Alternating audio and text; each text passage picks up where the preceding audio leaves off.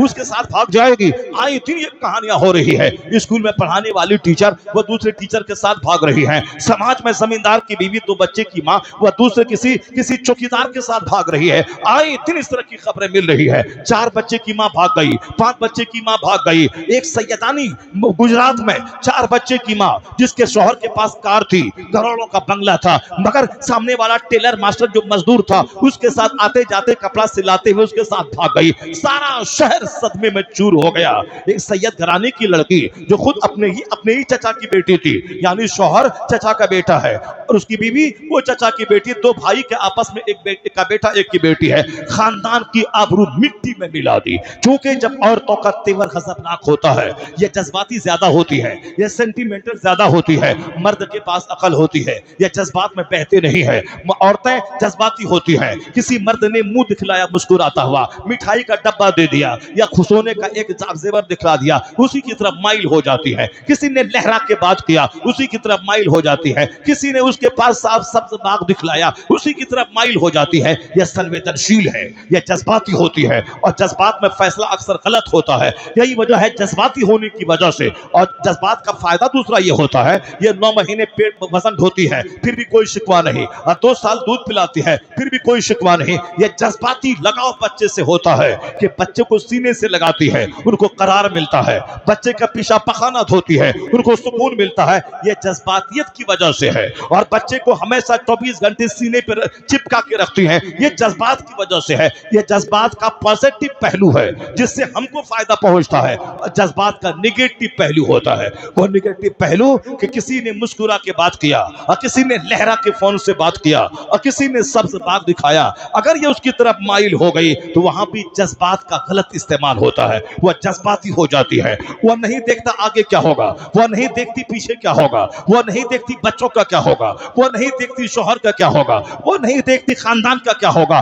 जज्बात में बहकर वह गलत कदम उठा लेती है। ये कई लाख मुसलमानों की बेटियां जो काफिरों के साथ भाग गई, ये जज्बात में बह गई। प्यार मोहब्बत के नाम पे जन्नत भूल गई, आखिरत भूल गई, अल्लाह रसूल को भूल गया। जबकि एक मोमिन चाहे 1000 बदकार हो, अगर ईमान सलामत है और ईमान की हालत में मरा है तो बख्शिश की उम्मीद है। चाहे गुनाहों की सजा काट के जाए, चाहे 10-20 साल जहन्नम में जल के जाए, चाहे जैसे भी हो, या अल्लाह फजल फरमाए बगैर जले हुए जन्नत चला जाए। ये तो उम्मीद है जिसके सीने में ईमान है। लेकिन जिसके सीने में ईमान नहीं है, वह चाहे 50 करोड़ की मस्जिद बना दे, चाहे 50 करोड़ कंबल गरीबों में बांट दे, चाहे वह 50 करोड़ चापाकल लगवा दे, चाहे गरीबों को 50 करोड़ बिल्डिंग बना के उसके मुसाफिर खाने बनवा दे, कुछ नहीं होगा। सारी नेकियों का सवाब, उसका फायदा, दुनिया की दौलत बढ़ेगी, दुनिया में मिल जाएगा।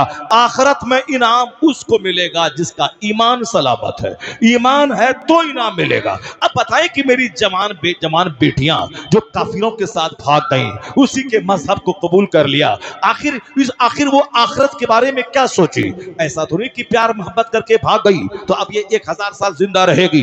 नहीं, वो तो अक्सर प्यार मोहब्बत में भागने वाली, वह जल्दी ही उसको सजा मिलती है। नहीं देखा नागपुर के एक मुसलमान फैमिली की बेटी एक गैर मुस्लिम हिंदू ढाबा वाले से मोहब्बत करी, माँ बाप की नाक कटवा दी, समाज की आबरू कटवा दी। यह कौम मुस्लिम है जिस मुसलमान का सारे लोग एक मकान में लगी हुई ईंट के समान होते हैं। जैसे एक मकान में 10,000 ईंट लगी है और 10,000 ईंट, हर ईंट एक दूसरे को पुख्तगी देती है। एक ईंट कमजोर हो गई तो सारा मकान कमजोर हो जाता है। उसी तरह दुनिया का सारा मुसलमान एक मकान के ईंट के समान है। अगर एक शराबी हुआ, एक पापी हुआ, एक बेनमाजी हुआ तो सारा मकान कमजोर हो जाता है। आज जो हमारी दुआएं रद्द हो गई इसीलिए कि मुस्लिम समाज में अक्सर लोगों की बड़ी तादाद, अक्सरियत मुसलमानों की बेनमाजी की है, शराबियों की है, जुआरियों की है, गाली गलौज देने वालों की है। यहाँ तो एक ही उल्लू सारे चमन को बर्बाद करने के लिए काफी है। और जब हर शाख पे उल्लू बैठा हो तो फिर चमन का क्या हाल होगा, गुलिस्तान का क्या हाल होगा कि एक शराबी समाज में आग लगाने के लिए काफी है, एक बेनमाजी समाज का सुकून छीनने के लिए काफी है, और एक बदकार आसमान से आग बरसाने वाले अजाब को लाने के लिए کافی ہے. اور جہاں سارے لوگ بدکار ہو جائے, میجورٹی بدکاروں کی ہو جائے, اس کا کیا حال ہوگا؟ ایک قوم مسلم قرآن کریم ہم نہیں پڑھتے, مصیبت آتی تو کہتے ہیں اللہ کہاں ہے, رسول اللہ کہاں ہے, اور اللہ کہاں ہے؟ ہاں اللہ نے وعدہ کیا ہے کہ مسلمانوں کو فتح دے گا, تو ایک کافر ہمیں مار رہا ہے, اللہ کہاں ہے؟ یہ نہیں دیکھتا کہ مار کیوں رہا ہے, ذلیل کیوں ہو رہے ہیں, آخر کیا وجہ ہے. اللہ ہی دنیا چلاتا ہے, ہمارے ناچنے کودنے سے کچھ نہیں ہوتا ہے. یہ مت بول کہ میں اسلام بچاتا ہوں, میں اسلام بولتا ہوں, میں اسلام کی خدمت کر رہا ہوں, میں اسلام کا پیغام پہنچا کے لوگوں کو برائی سے بچاتا ہوں. یہ مت بول. احسان خدا کا ہے کہ وہ تجھے اسلام کی خدمت کا موقع عطا فرمایا ہے,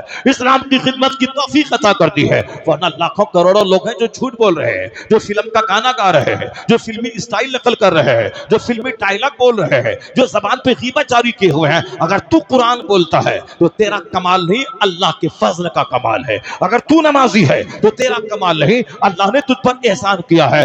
ایک آدمی کی گرفت اگر اللہ کر لے, ایک بندہ کی, تو سمجھ لیں پوری عمارت ڈھہ جائے گی. جس طرح سے ایک تسبیح کا دانہ ہے, اگر دھاگا ٹوٹ گیا اور ایک دانہ نیچے گرا تو سمجھ لے کہ سارا دانہ دھیرے دھیرے نیچے گر جائے گا.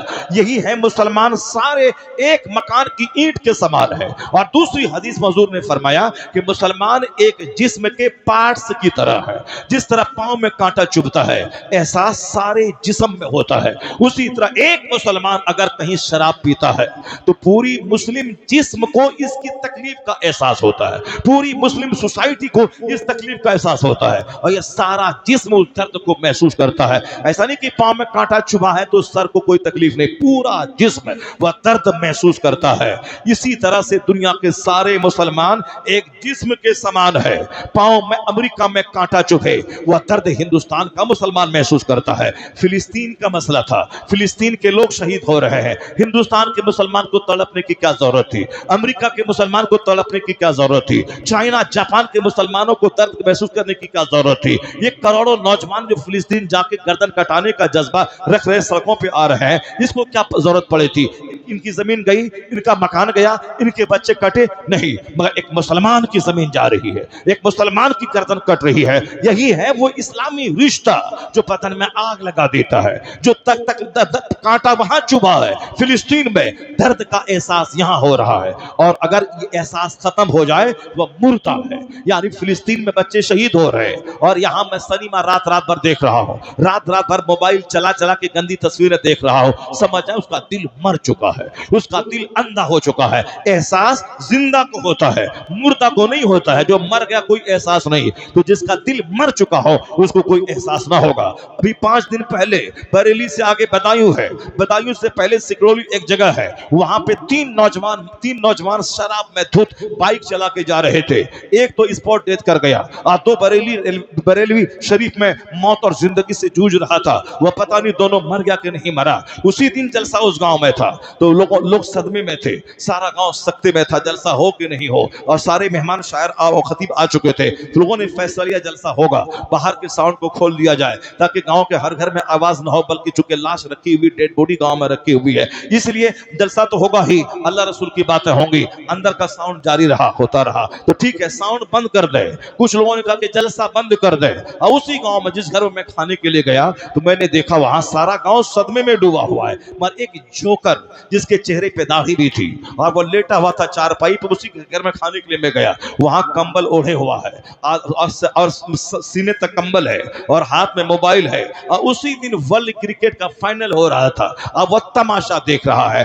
ڈیڈ باڈی گاؤں میں رکھی ہوئی ہے, سارے لوگ سکتے میں ہیں چونکہ جوان موت ہے, اور کنوارا نوجوان 18 سال کا ہے وہ مر گیا ہے. سارے لوگ پریشان ہیں, مگر دل اتنا اندھا ہو چکا ہے کہ وہ تماشا ورلڈ کپ کرکٹ دیکھ رہا ہے, وہ صاحب کرکٹ کا تماشا دیکھ رہا ہے. تو اس مردوں سے کیا امید کر سکتے ہیں؟ جب سینہ مر جائے یا مردے سے کیا فائدہ ہوگا؟ جس کا دل زندہ رہتا ہے وہ اس لاش کو اپنی لاش سمجھتا ہے, اس کی تکلیف کو اپنی تکلیف سمجھتا ہے. تو ایک بندہ اگر مجرم ہو تو سارا مکان کمزور ہو جاتا ہے. وہ تو اللہ کا فضل ہے, لاکھوں مسلمان شرابی ہیں پھر بھی کچھ نہیں ہوتا, کروڑوں بے نمازی ہیں آسمان سے عذاب نازل نہیں ہوتا, مگر اللہ رب رب العزت نے قرآن شریف میں اس طرح کی باتیں بتا کر ہماری آنکھ کھولنے کی غذا دے دی ہے کہ تم جس حال میں ہو اور جو ذلت اور رسوائی آتی ہے یہ تمہارے جرموں کی سزا ہے۔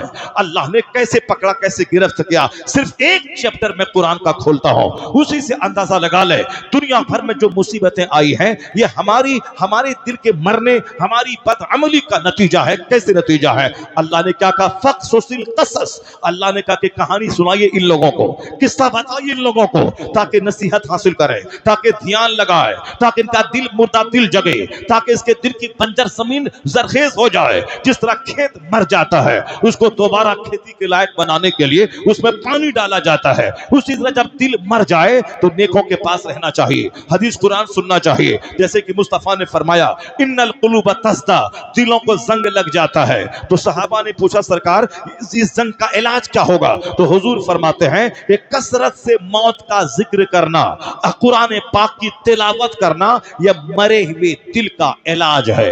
کثرت سے قرآن پڑھنا، اس سے مرا ہوا دل زندہ ہو جاتا ہے۔ اور حضور نے کہا کہ موت کو زیادہ یاد رکھنا۔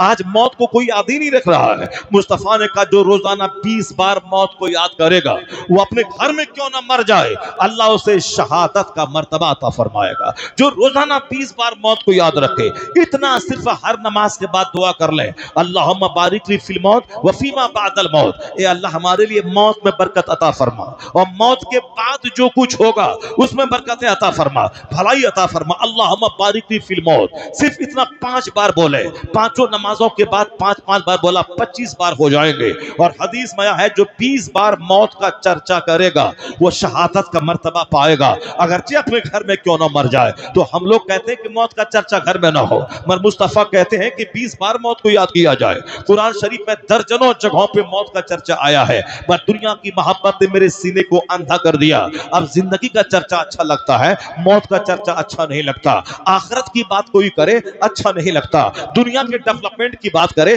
اچھا لگتا ہے، کوئی شیخ چلی کی کہانی سنائے اچھا لگتا ہے، کوئی کامیڈی سنائے اچھا لگتا ہے، کوئی گاگا کر کے کہانی سنائے اچھا لگتا ہے، مگر قرآن اچھا نہیں لگتا، حدیث اچھی نہیں لگتی۔ یہ دل مر چکا ہے اس لیے اچھا نہیں لگتا۔ اس دل کو زندہ کیسے کریں؟ موت کو یاد رکھا جائے، آخرت کو یاد رکھا جائے، قرآن کثرت سے پڑھا جائے، کثرت سے کلمہ شریف کا ورد کیا جائے۔ جس طرح پانی پڑتا ہے کھیت پہ زندہ ہوتا ہے، جب قرآن کی تلاوت کا پانی دل پہ پڑے گا تو مرا ہوا دل زندہ ہو جائے گا۔ جب موت کی یاد کا پانی دل پہ پڑے گا مرا ہوا دل زندہ ہو جائے گا۔ روزانہ گھر میں کام کا آغاز قرآن کی تلاوت سے ہونا چاہیے تاکہ دل زندہ رہے۔ جب دل مرا تب وہ تماشا دیکھ رہا ہے لاش کی موجودگی میں، اور جب دل مرتا ہے تب یہاں رنگ رلیاں مناتا ہے مسلمان، وہاں بچے شہید ہو رہے ہیں، اور یہاں 5 کروڑ کی شادی ہو رہی ہے، یہاں شراب کے جام کھنک رہے ہیں، اور یہاں مستیاں ہو رہی ہیں، 80 سال کی عورتیں شادی میں ناچ کود رہی ہے۔ شرم، غیرت اور حیا سب کا جنازہ اڑ گیا۔ اس گاؤں میں اگر کسی کے گھر میں لاش آتی ہے سارا گاؤں سوگوار ہو جاتا ہے، سارے لوگ پریشان ہو جاتے ہیں اور اس کے غم میں شریک ہونا چاہتے ہیں۔ کب؟ جب دل زندہ رہتا ہے، اور جب دل مرے لاش رکھی ہوئی ہے شراب پی جا رہی ہے، لاش رکھی ہوئی ہے سنیما دیکھا جا رہا ہے، لاش رکھی ہوئی ہے ہنسا جا رہا ہے، جبکہ لاش کی موجودگی میں ہنسنا یا دل کے اندھا ہونے کی علامت ہے۔ قبرستان جب جاؤ جنازے کی نماز میں ہنسنا نہیں، خاموش رہ کے اس مرحوم کی مغفرت کی دعا کرنا ہے، مٹی دینا ہے۔ مگر آج دیکھ لیں گرم غذا کھا کر کے، اخبار پڑھ کر کے، سنیما دیکھ کر کے اتنا دل مر چکا ہے کہ جنازے کی نماز میں تھوڑی تاخیر ہوئی وہاں لڑائی شروع ہو جاتی ہے، دفن میں تاخیر ہوئی وہاں لڑائی شروع ہو جاتی ہے۔ کوئی سیٹھ صاحب آنے والے ہیں یا اس مرحوم کا بیٹا دلی سے آنے والا ہے، اس کا تو ویٹ ہوتا ہے، امام صاحب کے آنے میں 2 منٹ دیری ہو گئی اور سارے لوگ آسمان کو سر پہ اٹھا لیتے ہیں۔ مولانا صاحب کو کھانے سے فرصت نہیں ہے، ان کو صاحب پخانا سے فرصت نہیں ہے، ان کو وضو کرنے سے فرصت نہیں ہے۔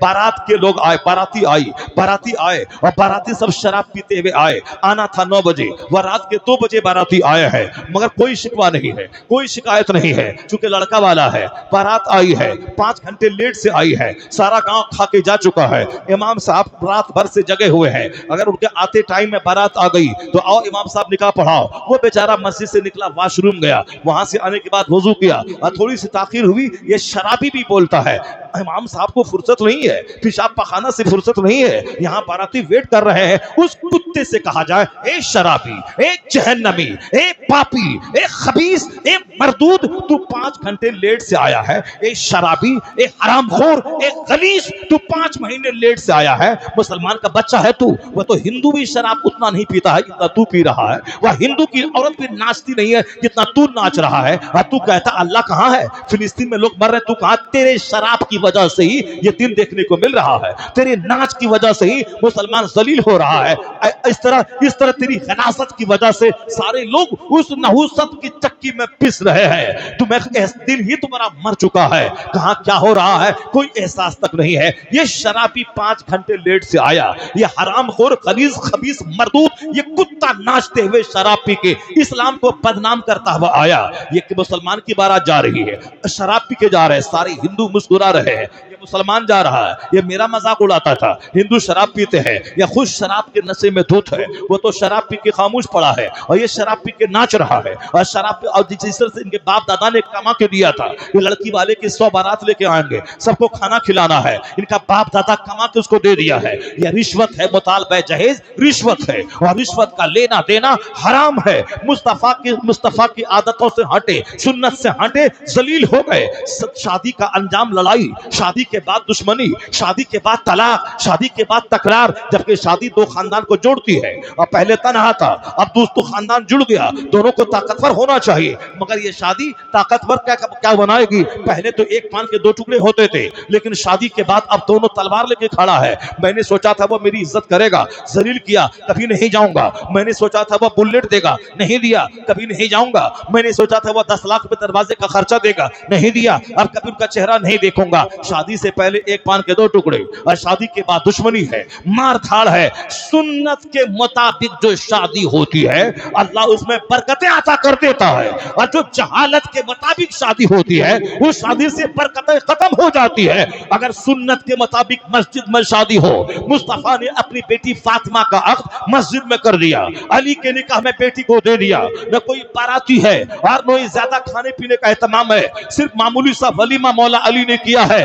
سرکار دو جہاں کی بیٹی جو دنیا کے مالک و مختار کی بیٹی ہے, جنتی عورتوں کی سردار ہے, ان کی شادی پرانے کپڑے میں مسجد میں ہو رہی ہے, تاکہ قیامت تک مصطفیٰ کا غلام شادی کو مہنگی نہ بنائے, شادی کی وجہ سے زناکاری سماج میں نہ پھیلے. یہاں شادی کی عمر ہے 18 سال, شادی ہو رہی 38 سال میں.